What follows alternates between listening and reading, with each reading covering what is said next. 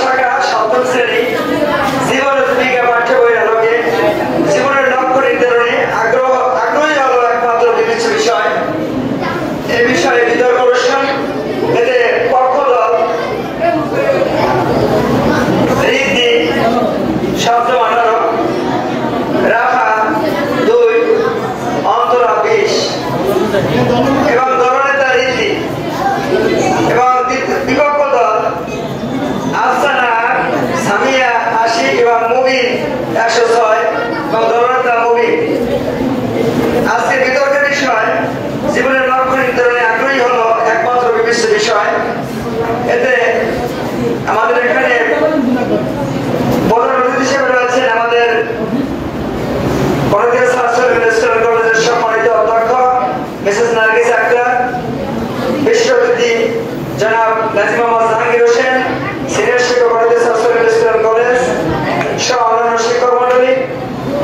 বিস্তারিত দায়িত্বে রয়েছেন জনাব মোহাম্মদ নাসিরউদ্দিন, প্রভাষক কলেজ, জনাব শামসুল আরিফিন, সম্মানিত প্রভাষক ইংরেজি কলেজ, এবং জনাব আব্দুল সালাম মির্জা, সম্মানিত সিনিয়র শিক্ষক ম্যাথমেটিক্স কলেজ, এবং মডারেটর হিসেবে দায়িত্ব পালন করছি আমি মোহাম্মদ হামিদুজ্জামান খান, প্রধান সিনিয়র শিক্ষক কলেজ। প্রথম বক্তা ঋদ্ধি সপ্তম শ্রেণী 18, দ্বিতীয় বক্তা রাফা 2 এবং তৃতীয় বক্তা অন্তরা 20। বিপক্ষ দলের প্রথম বক্তা মুবিন এবং আফসানা দ্বিতীয় বক্তা, সামিয়া তৃতীয় বক্তা এবং দলনেতা মুবিন 106। আমি প্রথম পক্ষ দলের প্রথম বক্তাকে অর্থাৎ ঋদ্ধিকে তার বক্তব্য উপস্থাপন করার জন্য অনুরোধ করছি।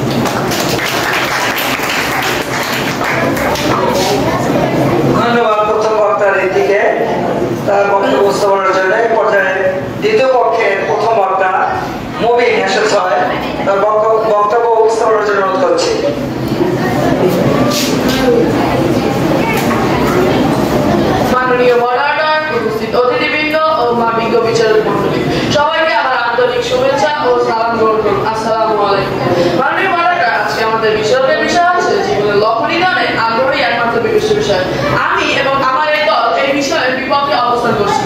মাননীয় মডারেটর, জীবনের লক্ষ্য নির্ধারণে আগ্রহী একমাত্র বিষয় হতে পারে না।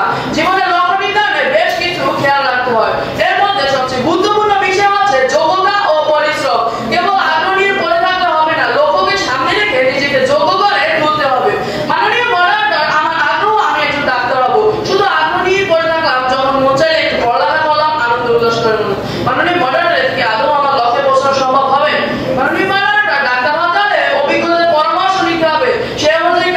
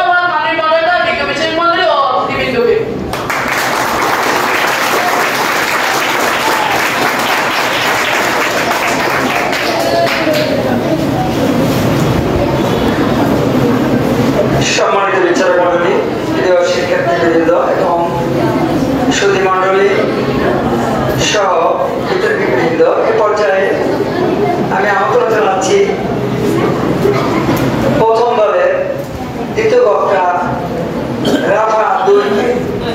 বিজ্ঞ বিচারক মণ্ডলী এবং উপস্থিত অতিথিবৃন্দ, সবাইকে আসসালামু আলাইকুম। ধন্যবাদ আমাকে কিছু কথা বলার সুযোগ করে দেওয়ার জন্য। আজকে বিতর্কের বিষয় হচ্ছে জীবনের লক্ষ্য নির্ধারণের আগ্রহী হচ্ছে একমাত্র বিবেচ্য বিষয়। আমি এবং আমার দল এই বিষয়টির পক্ষে অবস্থান করছি। আমি বেশ কিছু তথ্য বিশ্লেষণ এবং প্রমাণের সাথে এই বিষয়ের পক্ষে আমার জোরালো অবস্থান তুলে ধরছি। শ্রদ্ধায় বিচারক মণ্ডলী, আমার দলের প্রথম বক্তা আজকের এই উদ্ভাবিত বিষয়ের পক্ষে তার জোরালো বক্তব্য তুলে ধরেছে। আমি কিছু সমর্থনযোগ্য মতামতের আলোকে এই বিষয়ের পক্ষে আমার জোরালো বক্তব্য তুলে ধরেছি। উপস্থিত অতিথিবৃন্দ, আগ্রহী হচ্ছে অনুপ্রেরণার মূল উৎস। যখন আমরা এমন কিছু করি যা আমাদের আগ্রহী করে তোলে, তখন আমরা আরো বেশি মনোযোগ, প্রচেষ্টা এবং উৎসাহে কাজটি করি এবং কাজে সফলতা পাই। শুধু তাই নয়, আমাদের আগ্রহের সাথে সামঞ্জস্যপূর্ণ লক্ষ্য অর্জনে আমাদের জীবনে অর্থপূর্ণতা, সুখ এবং সন্তুষ্টি বয়ে আনে। একই সাথে লক্ষ্য করা যায়, যখন আমরা আগ্রহের সাথে জড়িত হই, তখন আমরা আরো বেশি নতুন ধারণা খুঁজে নিয়ে আসা এবং সমস্যা সমাধানের জন্য অনেক বেশি নমনীয় এবং সৃজনশীল হয়ে উঠি।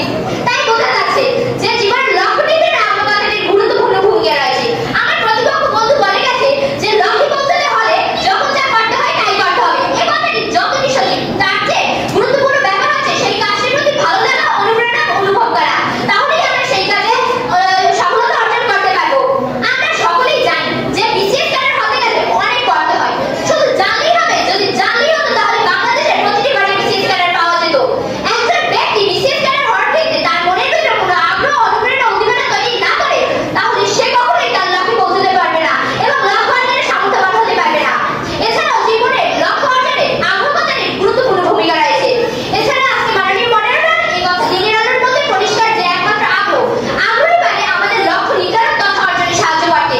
আজকের এই উদ্যোগিত বিষয়ের পক্ষ থেকে বিজয় ঘোষণা দৃঢ় আহ্বান জানাচ্ছি। ধন্যবাদ সকলকে।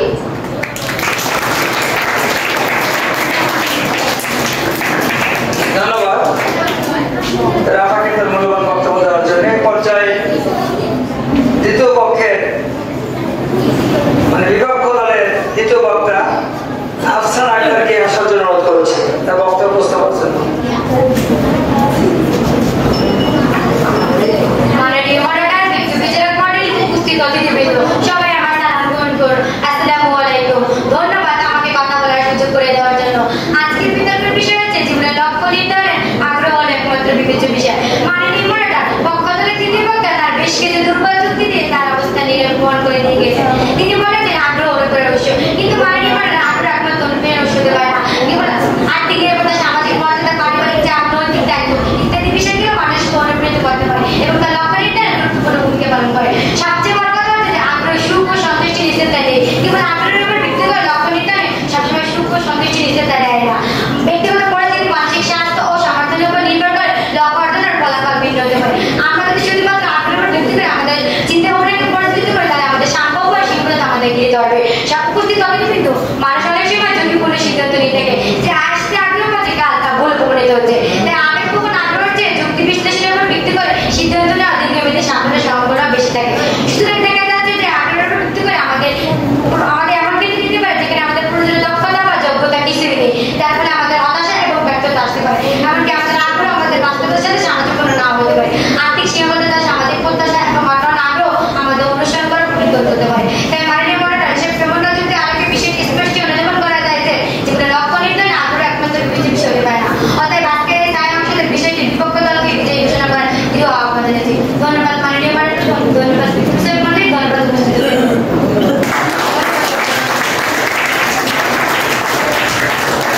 ধন্যবাদ বিপক্ষ দলের দ্বিতীয় বক্তা আফসান আক্তারকে। সম্মানিত বিচারক মণ্ডলী, এ পর্যায়ে প্রথম দলের তৃতীয় বক্তা অন্তরা রায়কে তার বক্তব্য উপস্থাপনের জন্য অনুরোধ করছি।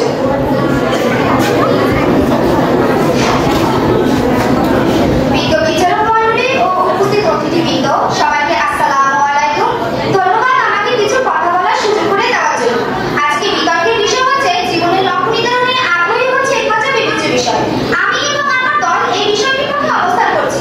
আমি বেশ কিছু তথ্যের বিশ্লেষণ ও প্রমাণের সাথে এই বিষয়টির পক্ষে আমার জোরালো অবস্থান তুলে ধরছি। বিজ্ঞ বিচারক মণ্ডলী, মাননীয় মডারেটর, বিপক্ষ দলের বক্তারা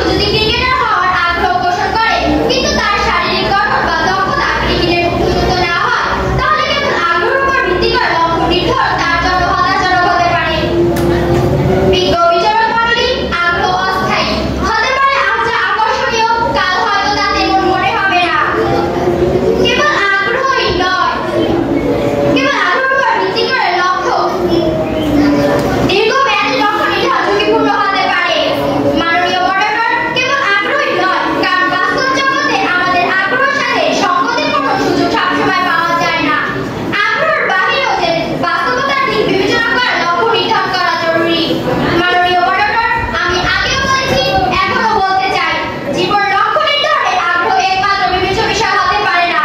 ধন্যবাদ মাননীয় মডারেটর, বিজ্ঞ বিচারক মণ্ডলী ও উপস্থিত অতিথিবৃন্দ।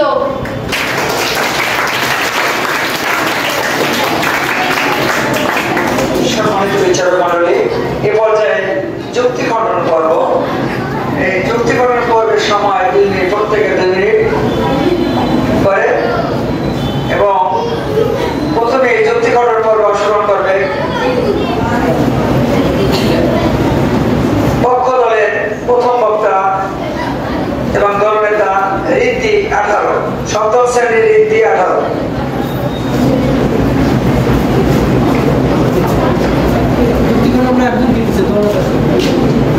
মাননীয় মডারেটর, ইতিমধ্যে আমি এবং আমার দল জীবনের লক্ষ্য নির্ধারণে আগ্রহী একমাত্র বিবেচ্য বিষয় এর পক্ষে জোরালো বক্তব্য তুলে ধরেছি।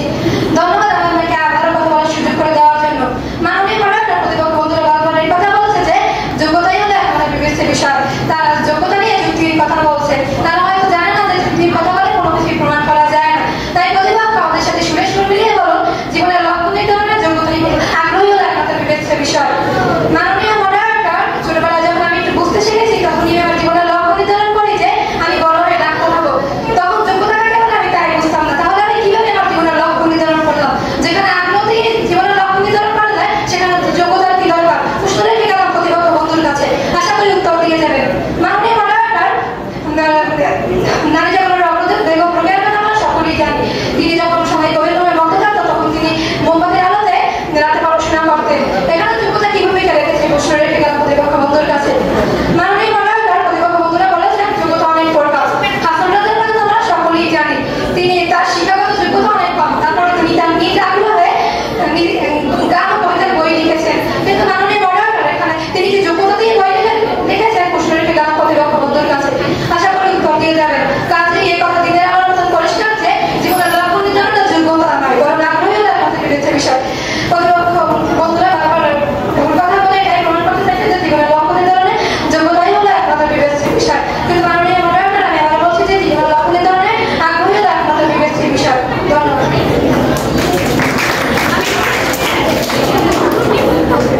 ধন্যবাদ ঋদ্ধিকে তার যুক্তি খণ্ডন পর্বের বক্তব্যের জন্য। এ পর্যায়ে বিপক্ষ দলের দলনেতা মুবিন 106 তিনি যুক্তি খণ্ডন করবেন। আমি তাকে যুক্তি খণ্ডন পর্বের জন্য অনুরোধ করছি।